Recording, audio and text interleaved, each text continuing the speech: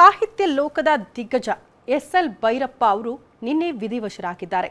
ಇವತ್ತು ಅವರ ಪಾರ್ಥಿವ ಶರೀರವನ್ನ ಅಂತಿಮ ದರ್ಶನಕ್ಕೆ ರವೀಂದ್ರ ಕಲಾಕ್ಷೇತ್ರದಲ್ಲಿ ಇಡಲಾಗುತ್ತೆ. ಹಾಗಾಗಿ ಸಾರ್ವಜನಿಕರು ಇವತ್ತು ಅಂತಿಮ ದರ್ಶನ ಪಡೆದುಕೊಳ್ಳೋದಕ್ಕೆ ಅವಕಾಶ ಇದೆ. ಬಟ್ ಏನೇ ಹೇಳಿ, ಒಬ್ಬ ದಿಗ್ಗಜ ಎಸ್.ಎಲ್. ಭೈರಪ್ಪ ಅವರನ್ನ ಕಳೆದುಕೊಂಡು ಇಡೀ ಸಾಹಿತ್ಯ ಲೋಕ ಇವತ್ತು ಬಡವಾಗಿದೆ.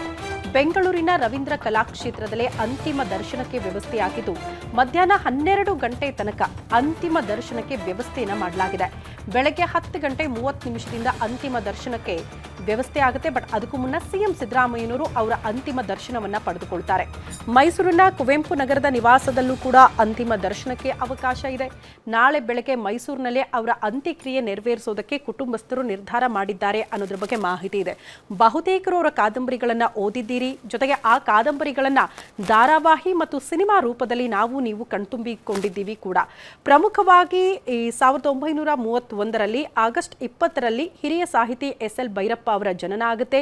ಎಸ್.ಎಲ್. ಭೈರಪ್ಪ ಅವರಿಗೆ 94 ವರ್ಷ ವಯಸ್ಸಾಗಿತ್ತು. ಇತ್ತೀಚೆಗೆ ಅವರು ವಯೋಸಹಜ ಕಾಯಿಲೆಗೆ ತುತ್ತಾಗಿದ್ದ ಕಾರಣ 3-4 ದಿನಗಳಿಂದಲೂ ಕೂಡ ಸತತವಾಗಿ ಆಸ್ಪತ್ರೆಯಲ್ಲಿ ಚಿಕಿತ್ಸೆಯನ್ನು ನೀಡಲಾಗಿತ್ತು. ಬಟ್ ಚಿಕಿತ್ಸೆ ಫಲಕಾರಿಯಾಗದೆ ನಿನ್ನೆ ಅವರು ವಿಧಿವಶರಾಗಿದ್ದಾರೆ. ಹಾಗಾಗಿ ಸಾಹಿತ್ಯ ಲೋಕ ಬಡವಾಗಿದೆ. ಇಂತಹ ಒಬ್ಬ ದಿಗ್ಗಜನನ್ನ ಕಳೆದುಕೊಂಡು ಅಂತ ಕೆಲವರು ಅವರ ಜೊತೆ ಕೆಲಸ ಮಾಡಿದವರು, ಅವ್ರನ್ನ ತುಂಬಾ ಹತ್ತಿರದಿಂದ ಬಲ್ಲವರು ಅವರನ್ನ ಆ ರೀತಿ ನೆನಪು ಮಾಡ್ಕೊಳ್ತಿದ್ದಾರೆ.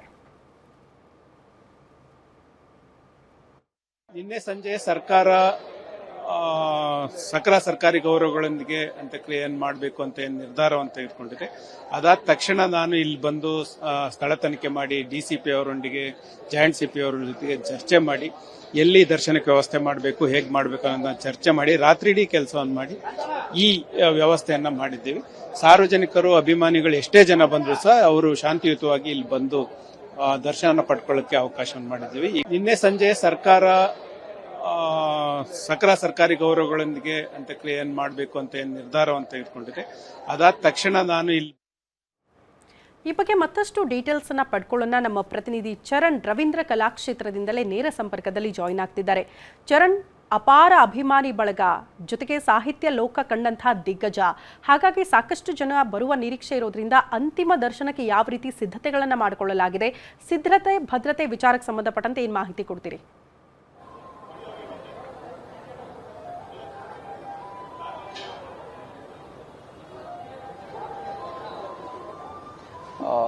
ಶ್ರುತಿ, ಏನೋ ಕನ್ನಡ ಸಾಹಿತ್ಯ ಲೋಕ ಕಂಡಂತಹ ದಿಗ್ಗಜ ಎಸ್.ಎಲ್. ಭೈರಪ್ಪ ಅವರು ನಿನ್ನೆ ನಮ್ಮನ್ನೆಲ್ಲ ಅಗಲಿ ಈ ಭಾರತ ಲೋಕಕ್ಕೆ ತೆರಳಿರುವಂಥದ್ದು. ಈ ಹಿನ್ನೆಲೆಯಲ್ಲಿ ಇವತ್ತು ರವೀಂದ್ರ ಕಲಾಕ್ಷೇತ್ರದಲ್ಲಿ ಅವರ ಅಂತಿಮ ದರ್ಶನಕ್ಕೆ ವ್ಯವಸ್ಥೆಯನ್ನ ಕೂಡ ಮಾಡಲಿಕ್ಕೆ ಆಗಿರುವಂಥದ್ದು. ಏನು ಆಸ್ಪತ್ರೆಯಿಂದ ಸುಮಾರು ಇನ್ನೇನು ಕೆಲ ಹೊತ್ತಿನಲ್ಲೇ ಪಾರ್ಥಿವ ಶರೀರ ಈ ಒಂದು ರವೀಂದ್ರ ಕಲಾಕ್ಷೇತ್ರ ಏನಿದೆ ಆ ಒಂದು ರವೀಂದ್ರ ಕಲಾಕ್ಷೇತ್ರಕ್ಕೆ ಬರಲಿಕ್ಕಿರುವಂಥದ್ದು. ಈ ನಿಟ್ಟಿನಲ್ಲಿ ಸಕಲ ಅವರ ಅಂತಿಮ ದರ್ಶನಕ್ಕೆ ಬೇಕಾದಂತಹ ಸಕಲ ಸಿದ್ಧತೆಗಳನ್ನ ಕೂಡ ಮಾಡಿರುವಂಥದ್ದು. ಒಂದು ಕಡೆ ಹೆಚ್ಚುವರಿ ಪೊಲೀಸ್ ಬಂದೋಬಸ್ತ್ ಆದ್ರೆ ಮತ್ತೊಂದು ಕಡೆಯಲ್ಲಿ ಸಂಪೂರ್ಣವಾಗಿ ಸಾಲಿನಲ್ಲಿ ಬಂದು ಅವರ ಅಂತಿಮ ದರ್ಶನವನ್ನ ಪಡೆಯಲಿಕ್ಕೆ ಸಾರ್ವಜನಿಕರಿಗೆ ಅವಕಾಶವನ್ನ ಕೂಡ ಕಲ್ಪಿಸಿರುವಂಥದ್ದು. ಆದ್ರೆ ಪಾರ್ಥಿವ ಶರೀರ ಇನ್ನೂ ಕೂಡ ರವೀಂದ್ರ ಕಲಾಕ್ಷೇತ್ರ ತಲುಪಿಲ್ಲ.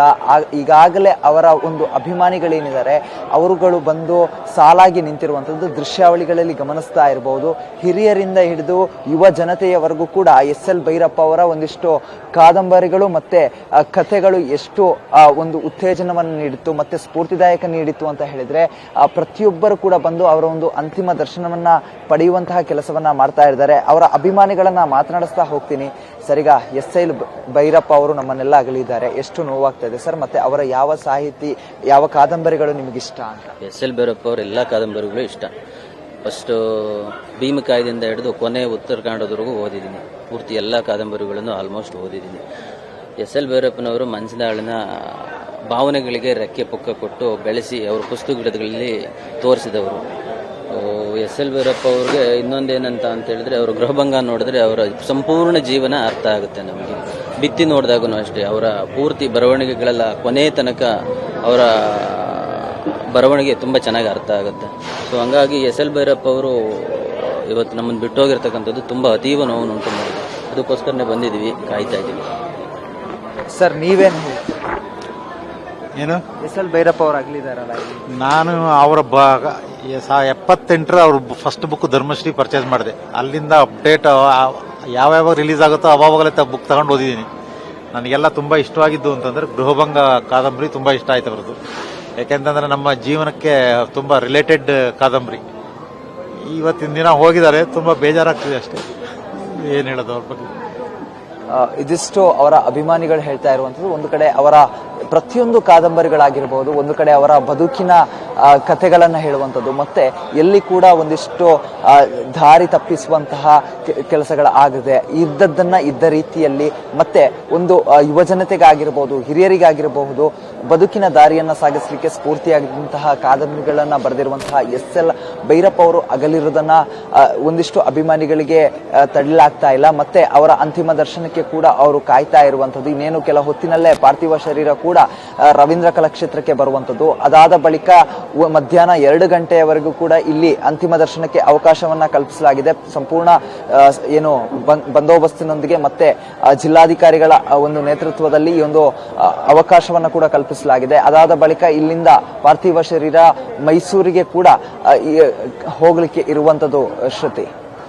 ಓಕೆ ಚರಣ್, ಈಗ ಸಿಎಂ ಸಿದ್ದರಾಮಯ್ಯನವರು ಕೂಡ ಬರ್ತಾರೆ ಅಂತ ಹೇಳಲಾಗ್ತಾ ಇದೆ. ಎಷ್ಟೊತ್ತಿಗೆ ಬರಬಹುದು, ಯಾರೆಲ್ಲ ಬರಬಹುದು ಅನ್ನೋದ್ರ ಬಗ್ಗೆ ನಿರೀಕ್ಷೆ ಇದೆಯಾ? ಮಾಹಿತಿ ಸಿಗ್ತಾ ಇದೆಯಾ?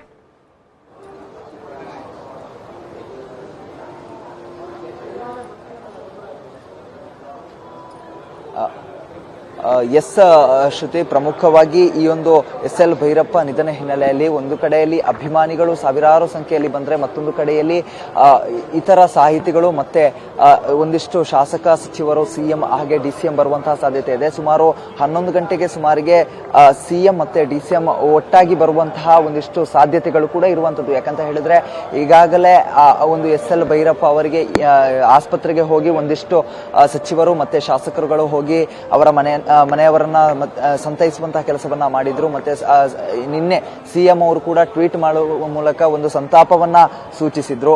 ಈ ಹಿನ್ನೆಲೆಯಲ್ಲಿ ಇವತ್ತು 11 ಗಂಟೆ ಸುಮಾರಿಗೆ ಸಿಎಂ ಸಿದ್ದರಾಮಯ್ಯ ಮತ್ತೆ ಡಿಸಿಎಂ ಡಿ.ಕೆ. ಶಿವಕುಮಾರ್ ಬಂದು ಅಂತಿಮ ದರ್ಶನವನ್ನ ಪಡೆಯುವಂತಹ ಸಾಧ್ಯತೆ ಇದೆ. ಅದರ ಜೊತೆಗೆ ಜಮೀರ್ ಅಹಮದ್ ಆಗಿರಬಹುದು, ಸಂತೋಷ್ ಲಾಡ್ ಆಗಿರಬಹುದು, ಇನ್ನಿತರ ಸಚಿವರುಗಳೇನಿದ್ದಾರೆ ಅವರು ಕೂಡ ಬಂದು ಹಿರಿಯ ಸಾಹಿತಿ ಮತ್ತೆ ಸಾಹಿತ್ಯ ಲೋಕದ ದಿಗ್ಗಜ ಎಸ್.ಎಲ್. ಭೈರಪ್ಪ ಅವರ ಅಂತಿಮ ದರ್ಶನವನ್ನ ಪಡೆಯಲಿಕ್ಕಿರುವಂತದ್ದು. ಅದರ ಜೊತೆಗೆ ಒಂದಿಷ್ಟು ಚಲನಚಿತ್ರ ನಟರು ಮತ್ತೆ ಸಾಹಿತಿಗಳೇನಿದ್ದಾರೆ, ಕಾದಂಬರಿಕಾರರು ಏನಿದ್ದಾರೆ ಅವರು ಕೂಡ ಬಂದು ಅಂತಿಮ ದರ್ಶನವನ್ನ ಪಡೆದು ಈ ಒಂದು ಎಸ್.ಎಲ್. ಭೈರಪ್ಪ ಅವರ ಒಂದು ಅಂತಿಮ ದರ್ಶನದಲ್ಲಿ ಭಾಗಿಯಾಗಲಿಕ್ಕೆ ಇರುವಂತದ್ದು. ಶ್ರುತಿ. ಓಕೆ ಚರಣ್, ಧನ್ಯವಾದಗಳು ತಮ್ಮೆಲ್ಲ ಮಾಹಿತಿಗೆ.